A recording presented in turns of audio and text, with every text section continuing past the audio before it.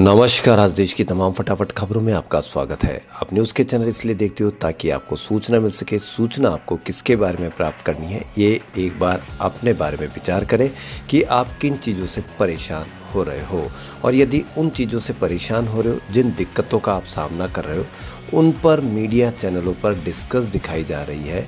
क्योंकि सारे व्यक्ति या पूरा देश, हर व्यक्ति एक दो समस्याओं से ही ग्रसित होता है, जैसे बढ़ती महंगाई से, बढ़ते पेट्रोल के दामों से।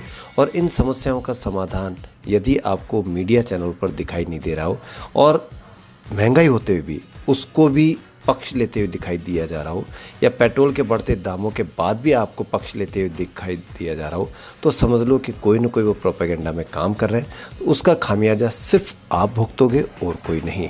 तो इसलिए उन चैनलों को बढ़ावा दे जिन पर आपके लिए खबरें हो। तो बढ़ते हैं खबरों की ओर।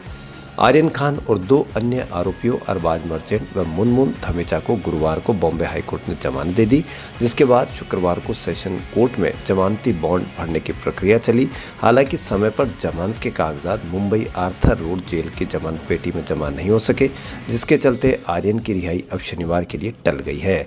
Arthur road jail superintendent Nitin Waychal ने न्यूज एजेंसी एएनआई को बताया कि रिहाई के लिए रिलीज ऑर्डर की हार्ड कॉपी जेल के बेल बॉक्स में जमा करानी होती है। आर्यन खान के लिए रिलीज ऑर्डर के लिए शाम 5:35 तक इंतजार किया गया, लेकिन वह नहीं आ सका, जिसके चलते उन्हें कल रिहा किया जाएगा। गौरतलब है कि आर्यन की जमानत के लिए हाईकोर्ट ने 14 शर्तें रखी गई है। इन शर्तों में कहा गया है कि आर्यन पुलिस को बताए बिना मुंबई नहीं छोड़ सकेंगे। उन्हें हर शुक्रवार को एनसीबी के समक्ष पेश होना होगा। बेल ऑर्डर के अनुसार उन्हें 1 लाख रुपए का पर्सनल बॉन्ड जमा करना होगा और पासपोर्ट सरेंडर करना होगा।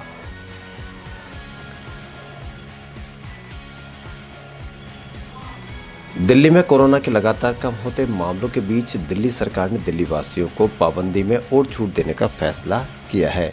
राज्य सरकार की ओर से कोरोना पाबंदियों में छूट से जुड़ी घोषणा में कहा गया है कि सिनेमा, थिएटर और मल्टीप्लेक्स अब अपनी 100% सीटिंग क्षमता के साथ चल सकेंगे। अभी तक इन्हें 50% सीटिंग क्षमता के साथ चलाने की इजाज़त थी। दिल्ली में कोरोना पाबंदियों में छूट 1 नवंबर से जारी होगी। पाबंदियों में छूट के तहत दिल्ली में अब शादी समारोह में 200 लोग शामिल हो सकते हैं। अभी तक शादी समारोह में 100 लोगों के ही शामिल होने की इजाज़त थी। वहीं अंतिम संस्कार में भी अब 200 लोग शामिल हो सकेंगे। यहाँ अभी तक 100 लोगों के शामिल होने की इजाजत थी।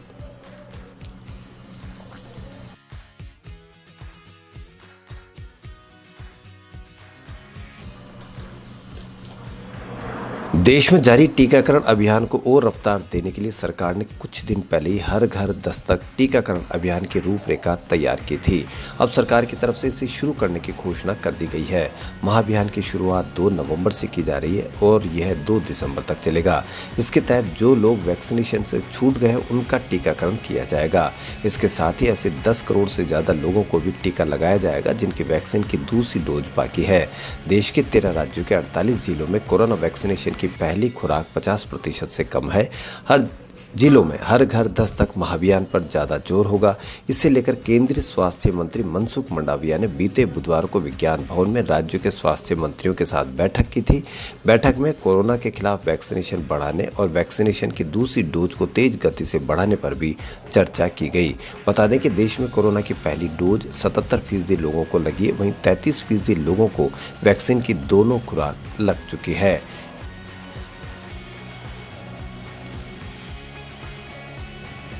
आर्यन खान को बॉम्बे हाईकोर्ट से जमानत मिलने के बाद फिल्म इंडस्ट्रीज के लोगों समेत शाहरुख खान के तमाम फैंस उन्हें बधाई दे रहे हैं। इसी बीच एनसीबी के जोनल डायरेक्टर समीर वानखेड़े पर लगातार निशाना साध रहे महाराष्ट्र के मंत्री नवाब मलिक ने भी ट्वीट किया था, जिसमें उन्होंने लिखा था कि पिक्चर अभी बाकी है मेरे दोस्त। इस पर एनडीटीवी से बातचीत करते हुए नवाब मलिक ने बताया कि शाहरुख खान की एक फिल्म है ओम शांति ओम, जिसका डायलॉग है पिक्चर अभी बाकी है मेरे दोस्त, जो इंटरवल के बाद आता है और परिस्थितियां बदल जाती है। वैसे ही कल जो इंटरवल हुआ उसके बाद परिस्थितियां बदल गई। उन्होंने कहा कि जो 2-3 तारीख को आर्यन खान को घसीटकर एनसीबी कार्यालय में ले जा रहे थे, वो आज पुणे पुलिस की कस्टडी में है।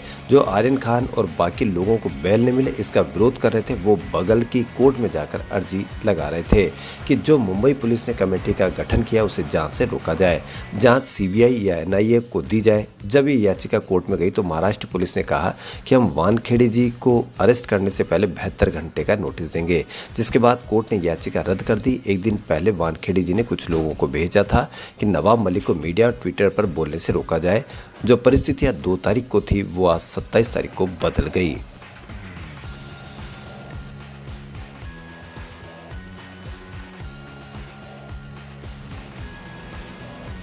दिल्ली के मुख्यमंत्री और आम आदमी पार्टी नेता अरविंद केजरीवाल ने शुक्रवार को पंजाब के बठिंडा में व्यापारियों को संबोधित किया। इस अवसर पर उन्होंने कहा कि मैं पिछले 1-1.5 महीने से जाकर व्यापारियों से बात कर रहा हूं। पहले लुधियाना, फिर जालंधर और आज बठिंडा में आपसे चर्चा हुई। देश में माहौल है कि पार्टियों को 5 साल में एक बार जनता की याद आती है और फिर कमरों में बैठकर मैनिफेस्टो बना सकते हैं। हम भी कर सकते थे, लेकिन जब तक अपने समस्या और समाधान नहीं मिलेगा तो कैसे होगा। हम 24 घंटे जनता के बीच घूमते रहते हैं। केजरीवाल ने कहा कि कोरोना बहुत बड़ी महामारी थी, उसका तो कुछ नहीं कर सकते, लेकिन इस महामारी में जो जिम्मेदार सरकारें थी उन्होंने अपने नागरिकों की सोची। छोटे व्यापारी हमारी अर्थव्यवस्था की रीढ़ की हड्डी है। एक व्यापारी ने कहा कि बठिंडा में डर का माहौल है। जो इंडस्ट्रीज यहाँ लग रही है वो तो यहाँ से छोड़ कर जा रही है, उससे तो बचा लो, नई इंडस्ट्रीज की बात करते हैं।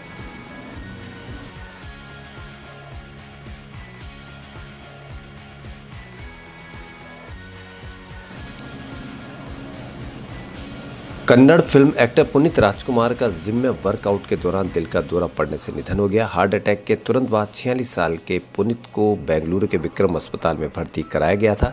उनके निधन से पूरे कर्नाटक में शोक की लहर है। राज्य में सभी थिएटर बंद किए जा रहे हैं। फैंस को काबू में करने के लिए कई इलाकों में धारा 144 लागू की गई है।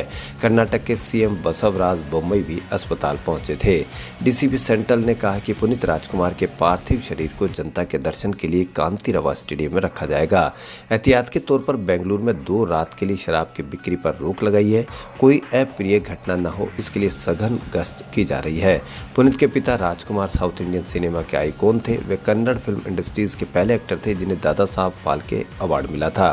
चंदन तस्कर वीरप्पन ने जुलाई 2000 में तमिलनाडु से उनका अपहरण कर लिया था। पुनीत अपने कैरियर की शुरुआत एक चाइल्ड आर्टिस्ट के रूप में की थी। वे राष्ट्रीय पुरस्कार से भी सम्मानित हो चुके थे।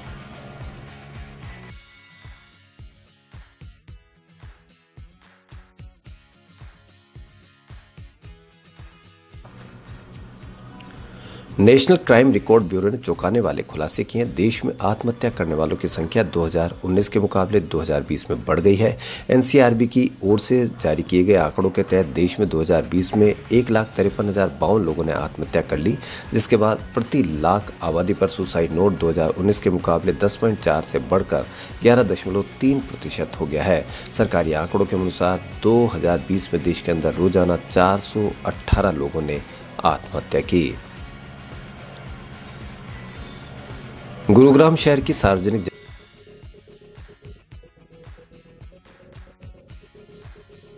जगहों पर होने वाली जुमे की नमाज को लेकर इस शुक्रवार को सेक्टर 12A में जमकर विरोध हुआ। नमाज पढ़ने आए लोगों को देख मौके पर जमा हिंदू संगठन और स्थानीय लोगों ने विरोध में नारेबाजी शुरू कर दी। विरोध को बढ़ता देख मौके पर आई पुलिस करीब 3 दर्जन लोगों को हिरासत में ले लिया। हिरासत में लिए लोगों का बजखेड़ा थाने लाया गया। देर शाम खबर तक लोगों को थाने में बिठाए रखने की जानकारी है। गुरुग्राम में सार्वजनिक स्थानों पर नमाज पढ़ने के मामले में विरोध बढ़ता ही जा रहा है। खबरों फिलहाल इतना ही। यदि आपको हमारा चैनल पसंद आए तो लाइक, सब्सक्राइब और शेयर अवश्य करें। धन्यवाद।